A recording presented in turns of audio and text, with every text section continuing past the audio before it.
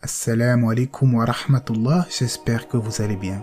Sur la chaîne, j'avais déjà publié quelques vidéos sur les miracles du Coran. En effet, il y a des vérités scientifiques et historiques au sein du Coran qui sont de véritables preuves de son caractère divin. Des faits qui ne pouvaient pas être connus des Arabes il y a plus de 1400 ans. Aujourd'hui, je vous propose de réunir une partie de ces miracles et signes divins, et cela dans une seule et unique vidéo. On en parle tout de suite après la petite intro.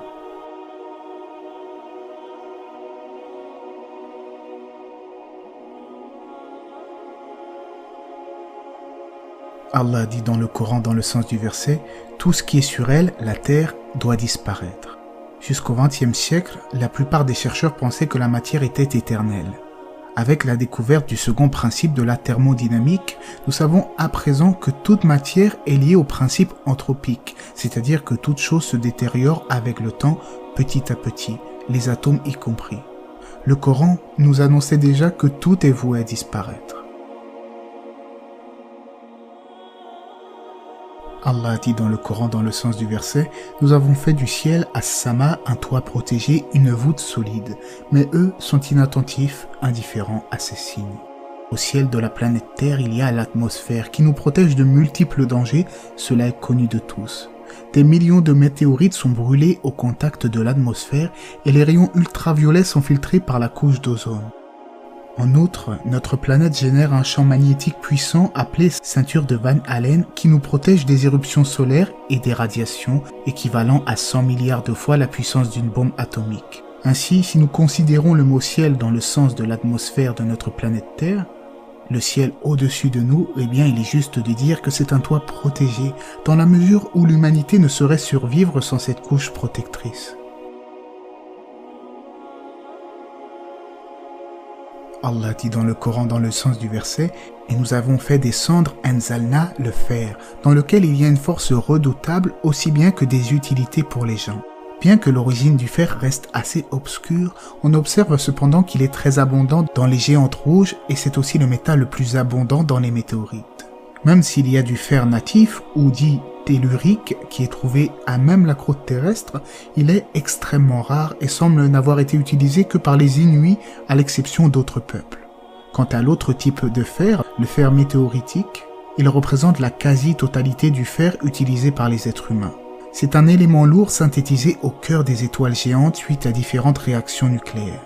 Ce fer ne peut être produit que par des étoiles de taille très supérieure au Soleil et lorsque la quantité de fer dépasse un certain niveau, l'étoile alors ne peut plus le contenir et explose, ce qui génère une supernova et libère le métal. Le fer le plus ancien utilisé dans l'humanité proviendrait ainsi de météorites qui se seraient abattus sur Terre. Et les scientifiques ont bien démontré que le fer ne vient pas de notre planète. Dans le Coran, il est dit « Nous avons fait descendre le fer » et si on prend cela au sens littéral, cela correspond exactement aux découvertes scientifiques les plus récentes. Les montagnes. Dans un certain nombre de versets, Allah a dit qu'il a établi des montagnes à la surface de la terre pour en assurer la stabilité. Le Coran nous dit à ce sujet, dans le sens du verset, « C'est lui qui a fermement fixé des montagnes sur la terre. » Il dit également, « N'avons-nous pas fait de la terre une couche et placé les montagnes telles des piquets ?» La géologie moderne a prouvé que les montagnes ont des profondes racines sous la surface de la Terre. En partant de ces informations, le mot piquet prend alors tout son sens. En effet, une grande partie d'un piquet est sous le sol. En science, le fait que les montagnes soient munies de profondes racines n'a été découvert qu'au cours du XIXe siècle. Les montagnes jouent également un rôle important au niveau de la stabilisation de la croûte terrestre, et il est dit dans le Coran, dans le sens du verset, et il a implanté des montagnes immobiles dans la terre afin qu'elles ne branlent pas en vous emportant avec elles. La théorie de la tectonique des plaques considère que les montagnes agissent en tant que stabilisateurs de la terre et ce fait scientifique ne fut découvert que vers la fin des années 60. Qui aurait pu connaître ces faits scientifiques à l'époque du prophète Mohammed, alayhi salatu wassalam, il y a plus de 1400 ans? La seule explication est que le Coran est la parole incréée de Dieu. La lune n'a pas sa propre lumière. Comme vous le savez sûrement, la Lune n'a pas sa propre lumière en elle-même, intrinsèquement. Elle ne fait que réfléchir la lumière du Soleil, et c'est un fait scientifique incontestable et connu de tous. Dans le Coran, ce fait est également mentionné, car il est dit dans le sens du verset, « N'avez-vous pas vu comment Allah a créé 7 cieux superposés, il y a fait de la Lune une lumière, Nour, et du soleil une lampe, siraj. Je ne vous apprends rien, une lampe c'est la source de l'énergie, la source de la lumière. Et cela est assimilé au soleil dans le verset. Et la lune, elle, tire sa lumière du soleil. Allah dit dans le Coran, dans le sens du verset, « Ceux qui ont mécru n'ont-ils pas vu que les cieux et la terre formaient une masse compacte? Puis, nous les avons séparés et fait de l'eau toutes choses vivantes, ne croiront donc-ils pas ?» À différents endroits dans le Coran, il est mentionné que les êtres vivants ont été formés à partir d'eau. Le mot utilisé dans les versets signifie l'eau du ciel, l'eau des océans ou l'eau liquide. Cette information qui peut nous paraître évidente de nos jours, l'était-elle pour un peuple d'Arabie il y a 1400 ans? Or, cette information n'a su être démentie jusqu'à présent. On observe que les êtres vivants sont tous, à plus ou moins grande proportion, formés d'eau. L'être humain, quant à lui, est composé d'environ 70% d'eau. Le phénomène des haloclines. Comme le phénomène des haloclines qui, comme vous pouvez le lire sur cet article, nous explique que la salinité entre les eaux, selon qu'elles soient salées ou que ce soit de l'eau douce, il y a une barrière infranchissable. Ce phénomène est connu et cet article vient d'un site de référence de plongée sous-marine. Dans le Coran, il est dit clairement, dans le sens du verset, « Et c'est lui qui donne libre cours aux deux mers, l'une douce, rafraîchissante, l'autre salée, amère. Et il assigne entre les deux une zone intermédiaire et un barrage infranchissable. » Le Big Bang. Il y a dans le Saint-Coran une description très précise du Big Bang. Allah dit, dans le sens du verset, « Les mécréants ne voient-ils pas que les cieux et la terre formaient à l'origine une masse compacte, puis nous les avons séparés et fait de l'eau toutes choses vivantes. » Pour rappel, la théorie du Big Bang stipule que toute matière de l'univers est issue d'une singularité, d'une masse compacte qui, à certains moments, fut extrêmement dense et chaude, puis avant d'exploser, faute de meilleurs mots, et de marquer ainsi le commencement de l'univers, son expansion. Ce qui est clairement expliqué dans le verset que nous avons cité. L'extension de l'univers. Au sujet de l'expansion de l'univers, il est dit clairement, le ciel as-sama, nous l'avons construit par notre puissance et nous l'étendons constamment dans l'immensité. À l'époque où le Coran fut révélé, le mot espace n'était pas encore connu. C'est pourquoi les gens utilisaient le mot ciel pour faire référence à ce qui se situe au-dessus de la terre. Dans le verset que nous avons cité, le mot ciel fait référence à l'espace, à l'univers. Le verset souligne donc que l'espace, et donc l'univers, s'étend constamment, exactement comme le stipule la loi de Hubble. Allah dit dans le Coran, dans le sens du verset, « Puis, quand ils arrivèrent à la vallée des fourmis, une fourmi dit, « Ô fourmis, entrez dans vos demeures, de peur que Sulayman et ses armées ne vous écrasent sous leurs pieds sans s'en rendre compte. » Dans ce chapitre, une fourmi avertit son peuple de l'avancée de l'armée de Sulayman alayhi salam, le prophète Salomon, ce qui risquait de causer leur perte.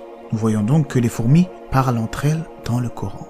Des études scientifiques ont montré que les fourmis avaient une vie en communauté très élaborée.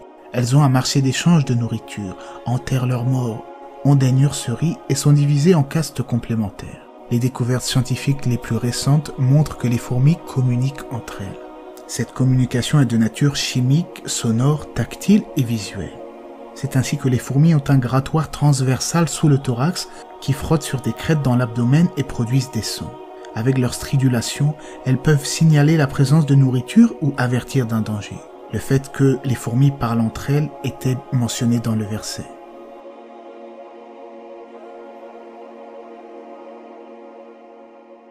Dieu parle des étapes du développement embryonnaire de l'être humain, comme dans le sens du verset.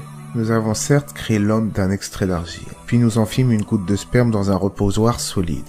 Ensuite, nous avons fait du sperme une adhérence, et de l'adhérence nous avons créé un embryon.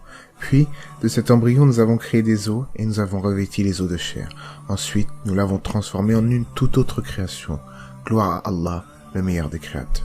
Le professeur Kelsmore, un éminent spécialiste en embryologie, a été sollicité par des musulmans d'Arabie Saoudite pour discuter des faits coraniques à ce sujet.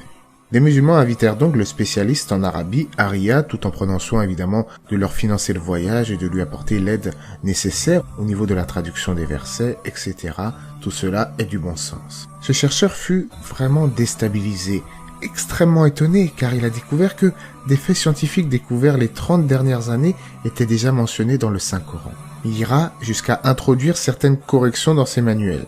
Dans la seconde édition de l'un d'eux, Before We Are Born, dans la section portant sur l'histoire de l'embryologie, il inclut de la documentation relative au Coran qu'il juge en avance sur son temps. Et il va souligner que ceux qui croient au Coran connaissent des choses que les autres ne connaissent pas. Il a été vraiment étonné en tant que scientifique qui travaille sur l'embryologie de voir que des faits aussi précis étaient mentionnés dans le Coran il y a plus de 1400 ans. Dans la sourate Maryam, Marie va donner naissance à Jésus, à Isa alayhi salam. Le récit de sa grossesse, puis de son enfantement, est décrit dans le Coran. Il est en effet dit dans le Coran que lorsqu'elle a commencé à subir les douleurs de l'enfantement, Dieu l'a rassurée en disant dans le sens « Ne t'afflige pas, ton Seigneur a certes placé au-dessus de toi une source. Secoue vers toi le tronc du palmier, il fera tomber sur toi des dattes fraîches et mûres. Mange donc et bois, et que ton œil se réjouisse. » Ce passage, qui n'existe pas dans les textes bibliques, relate une parole qui montre que Maryam, a été enjointe de secouer le palmier pour que des dattes puissent tomber. Le choix de ce fruit est intéressant puisque les scientifiques aujourd'hui et les médecins recommandent aux femmes le jour de l'accouchement de consommer des aliments riches en fructose. Or, une date fraîche contient 20 à 25% de sucre, notamment du fructose, et cela est idéal pour les femmes enceintes. Selon des études universitaires, il est dit que les femmes qui consomment des dattes subissent moins de saignements que ceux qui prennent des unités d'ocytocine intramusculaire. Les scientifiques ont conclu que la consommation de dattes était favorable à la femme enceinte dans les semaines précédant l'accouchement, et cela a été mentionné dans le Coran il y a plus de 1400 ans.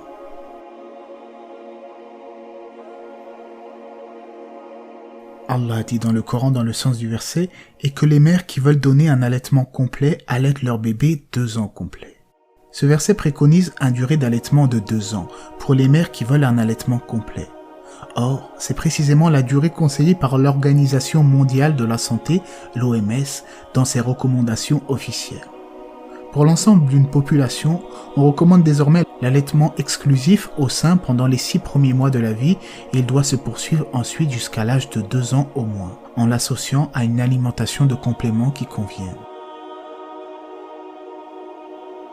Allah dit dans le Coran dans le sens du verset « Alif Lam Mim ». Les Romains ont été vaincus dans les parties les plus basses du pays. Mais après leur défaite, ils vaincront à leur tour dans quelques années. L'ordre appartient à Allah avant et après. En ce jour-là, les croyants se réjouiront. Ce verset révélé pendant la période mécoise, c'est-à-dire en 622, évoque une déroute militaire de l'Empire romain contre les Perses, en disant « les Romains ont été vaincus ». Or, quelques années après la révélation de ces versets, 7 ans pour être exact, les Byzantins remporteront une bataille décisive contre les Perses. Ce verset étonne par sa précision. Il annonce la victoire inattendue de l'Empire romain d'Orient contre les Perses, et ce dans un délai précis. Si le Coran avait été vraiment la parole d'un être humain, comme disent les sceptiques, ceux qui ne croient pas en la révélation, eh bien, ça aurait été plutôt l'inverse qui aurait été écrit, puisque les Perses étaient beaucoup plus puissants à cette époque-là. Comment le prophète, alayhi salatu wa salam, que certains accusent de menteur, comment aurait-il pu prédire ce genre de faits exactement comme ils se sont déroulés?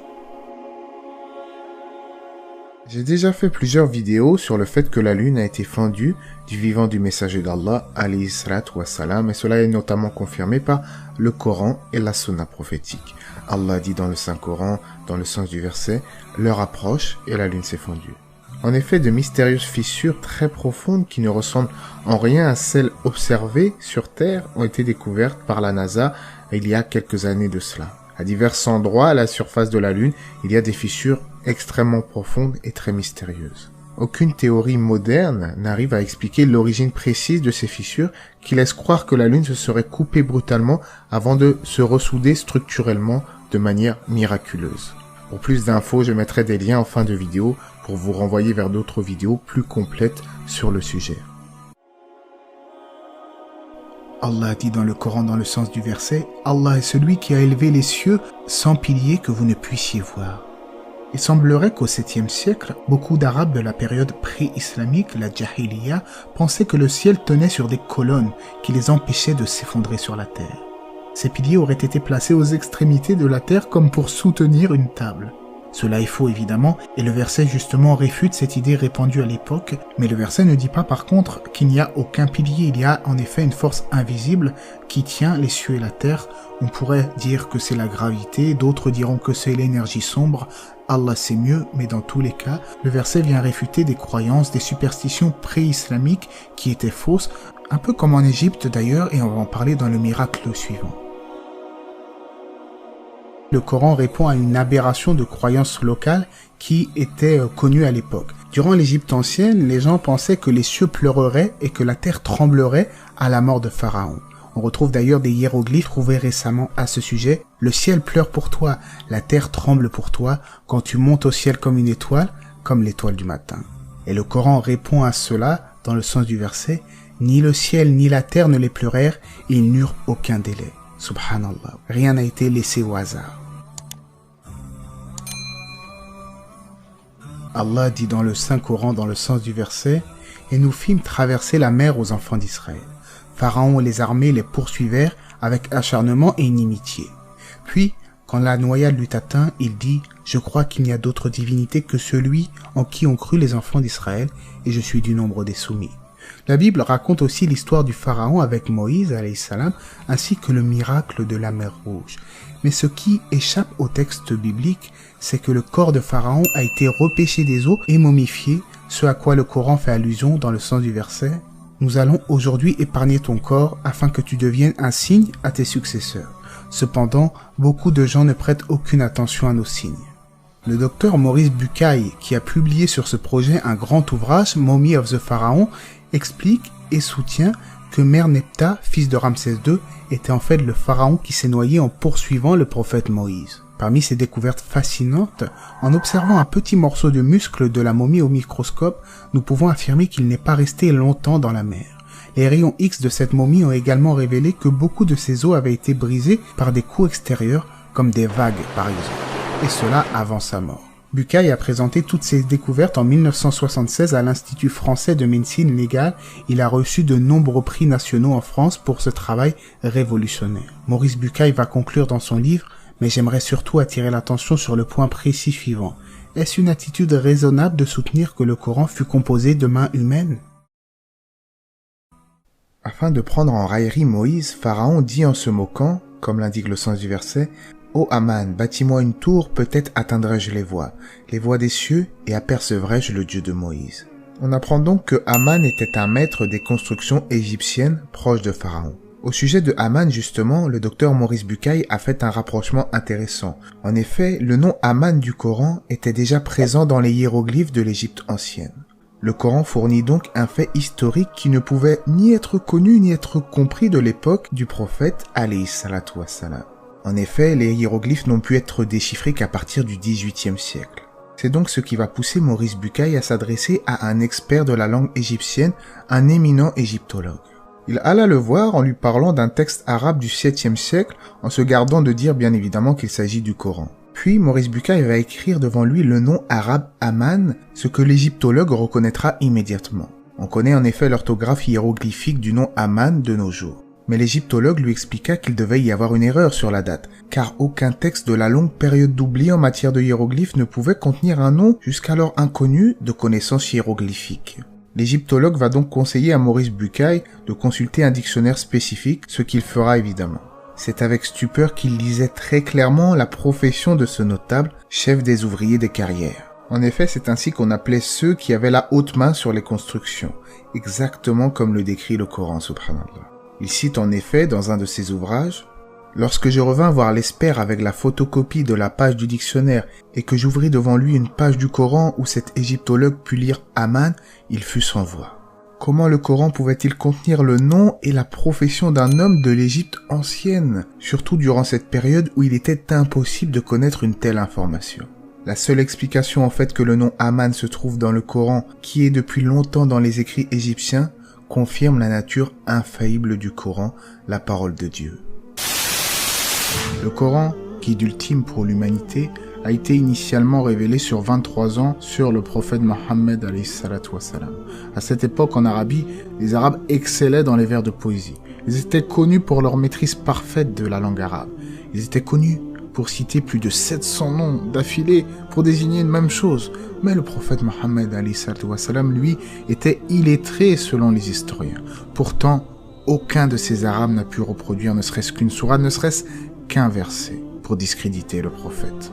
C'est-à-dire que, malgré leur maîtrise de la poésie et de la syntaxe, aucun n'a pu relever le défi de faire comme le prophète. Allah a dit dans le Coran, dans le sens du verset, ou alors ils disent, il, Mohammed, l'a forgé, c'est-à-dire le Coran, dit, apportez donc 10 sourates semblables à celle-ci que vous aurez vous-même forgées et appelez qui vous pouvez pour vous aider, hormis Dieu, si vous êtes véridique. Et cela est connu, même les orientalistes et autres, eh bien ils disent que le Coran a un style inimitable, parfait. Comment un homme alors, qui ne savait ni lire ni écrire, aurait pu inventer des versets qui allaient changer la face du globe? Des versets qui nous parlent avec une précision étonnante, eh bien d'événements antérieurs, d'événements futurs, ou même de choses que la science n'a découvertes que récemment.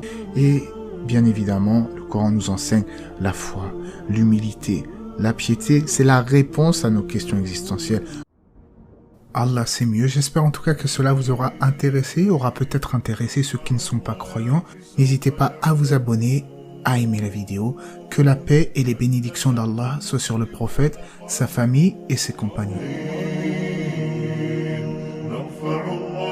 سوف يعلمون